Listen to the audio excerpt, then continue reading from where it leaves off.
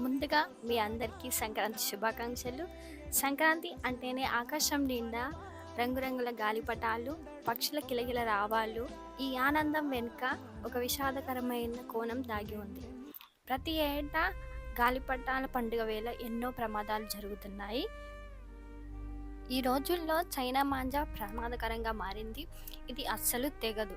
రోడ్లపై వెళ్లే వాహనదారులు మెడకు చుట్టుకొని ప్రాణాలు కోల్పోతున్నారు. ఇది కేవలం మనుషులకే కాదు, మూగజీవాలు, పక్షులైనా కూడా శాపంగా మారింది. గాలిపటంపై ఉన్న శ్రద్ధ మన అడుగుల మీద ఉండదు.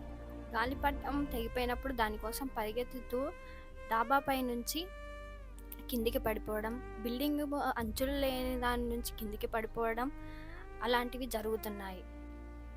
పండుగ అంటే మన ఇంట్లోనూ పక్కింట్లోనూ ఆనందంగా ఉండాలి. మన నిర్లక్ష్యం వల్ల ఎవరి ఇంట్లోనూ విషాదం నిండకూడదు.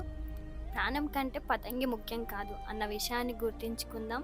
పర్యావరణాన్ని, పక్షులను మరియు ప్రాణాలను కాపాడుకుంటూ ఈ సంక్రాంతి జరుపుకుందాం.